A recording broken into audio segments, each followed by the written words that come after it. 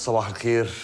صباح النور يا فندم. كنت عاوز اتاكد ان اخر تحويل بعته من العراق وصل. اوكي، حضرتك استاذ كامل؟ ايوه يا فندم. البطاقه بعد اذنك. حالا. اخر تحويل تم في 21 فبراير بمبلغ 6772.